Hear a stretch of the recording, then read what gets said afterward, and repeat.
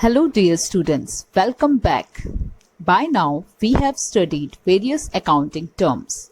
Now let's continue with the remaining terms.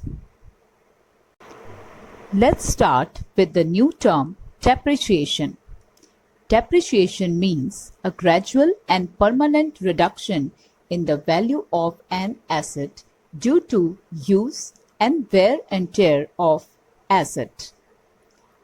Decrease in assets value may be caused by a number of other factors which you will be studying in the separate chapter of depreciation. This decrease is measured as depreciation. Depreciation is expense of business. Depreciation is calculated on the fixed assets. It is a revenue expenditure. Now our next term is bad debts. As we have already studied earlier, where goods are sold on credit by the business, the person to whom goods are sold is a debtor of the business. From him, the amount of sales is to be collected. Out of the debtors, bad debts is such a receivable which is now irrecoverable. Or we can say that if it becomes certain that from a debtor or debtors outstanding receivables are irrecoverable, then such amount which is irrecoverable by a trader is known as bad debts. It happens because many times debtor of business may not be in a position to pay full amount due to his weak financial position. And if, even after the necessary efforts, the amount is not collected, the amount which is not received is known as bad debts. Bad debts is a loss of the business. It is required to be recorded in the accounts. For example, say a company ABC sells goods on retail to a retailer at a 90 days credit. That means retailer has been given a time period of 90 days to pay the amount of goods sold. After the 90 days, the company realizes that the debtors have gone bankrupt and now it is certain that he will not be able to pay. So such receivables will be known as bad debts. Now the next term is solvent. Solvent is a person or enterprise which is in a position to pay its debts. Or we can say that a person who pays his financial obligations regularly and whose assets are more than liabilities, that person is known as a solvent person. Now the next term is insolvent. Insolvent is a person or enterprise which is not in a position to pay its debts. Or we can say that a person who does not pay his financial obligations. It means he is not in a position to pay these obligations regularly and whose assets are less than liabilities. That person is known as insolvent. Now let us see the terms debit and credit. An account has two parts, that is debit and credit. The left side is the debit side while the right side is the credit side. Let us understand each one. If an account is to be debited, then the entry is posted to the debit side of the account. In such an event, it is said that the account is debited. It has been derived from an Italian word debito. And credit is the right side of an account. If an account is to be credited, then the entry is posted to the credit side of the account. In such an event, it is said that the account is credited. It has been derived from an Italian word credito. Detailed explanation about rules of debit and credit is undertaken in subsequent chapters. Now coming to the new term which you are required to know is account. Account is a summarized record of the various dealings which occur between a customer and the firm. It can also be expressed as a clear and concise record of the transaction relating to a person, a firm, a property or asset, a liability, an expense, and income. So we can say that it is a summarized record of relevant transactions at one place relating to a particular head. Business transactions pertaining to certain items and persons would take place frequently. These transactions may be of debit side, having debit effect, may be of credit side, having credit effect.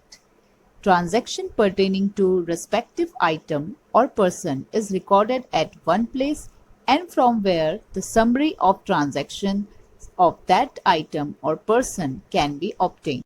Now let's see types of accounting system. There are two types of accounting in practice. First one is Deshinama system and second is double entry system. Let's understand what is Deshinama accounting system. This bookkeeping system, which was used in the ancient times, is still prevalent. This is similar to double entry system, but it is structurally different from double entry system. In this system, one book is Rojmail, which satisfies the requirement of cash book and journal, and the other book is Khata Bahi. This system is also known as Bahi Khata system. Now let's see what is double entry system. The mathematician of Italy, Luca Pacioli, is considered as the father of the double entry system. The double entry system is based on the scientific principles and used universally by most of business organizations. In this system, every business transaction is having a twofold effect of benefits giving and benefit receiving aspects. The recording is made on the basis of both these aspects. Double entry is an accounting system that records the effects of transactions and other events in at least two accounts with equal debits and credits. Actually, every business transaction involves exchange of equal values of benefits. Exchange means the act of giving or receiving one thing in return of the other thing or services or benefit. Thus, every transaction has two aspects, that is, receiving and giving. The receiving aspect is also known as the incoming aspect, that is, debit, and going aspect is known as outgoing aspect, that is, credit. The understanding of the double entry system is based on the rules of debit and credit. Basically, there are three rules of debit and credit, which are discussed in detail in subsequent chapters. These rules are the pillars of the double entry system. Under double entry system, what will be the debit effect and credit effect of each transaction is included in these rules. Now let us discuss basis of accounting. To prepare accounts under double entry system, three different bases are used: mercantile or accrual base, cash base, and mixed base. Now let us understand what is accrual basis.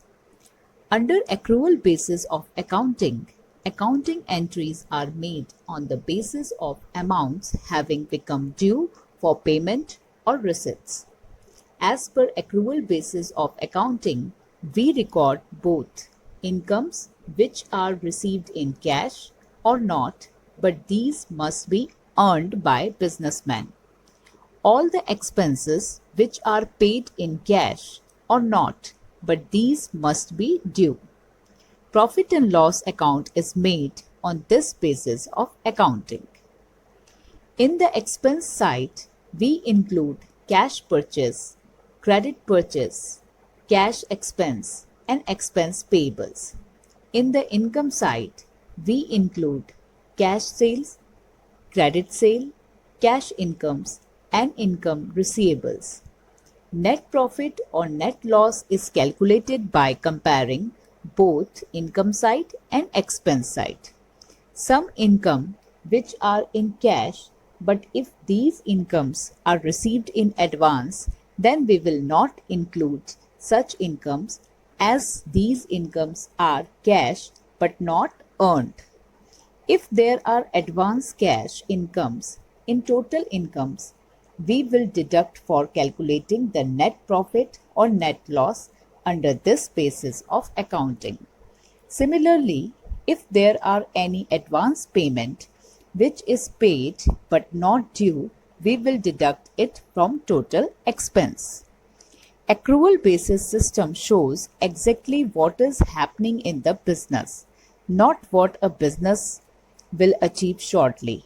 For example, if a firm has sold product on credit, then it will show the same as sales even if the money is yet to be received by the company. Now let us see what is cash base. Under cash basis, accounting entries are recorded only when cash is received or paid. No entry is passed when a payment or receipt becomes due. Or in other words, credit transactions are not recorded until the cash is actually received or paid. Here only all cash transactions of that respective accounting years are recorded. Cash transactions of that respective accounting year include transactions pertaining to receipts, payments, liability, and assets. Now, third basis of accounting is mixed or hybrid basis.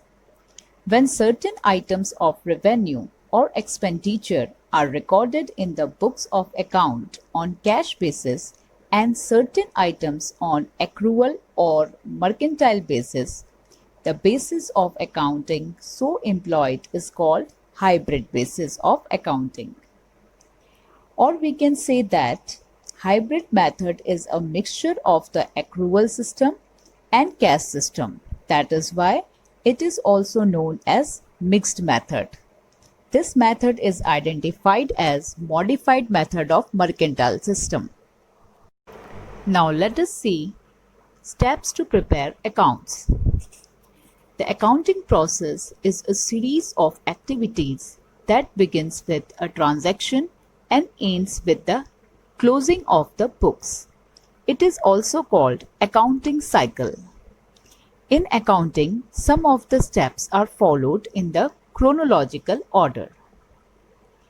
Here, first step of business transaction is voucher, which is a valid written document of the transaction made.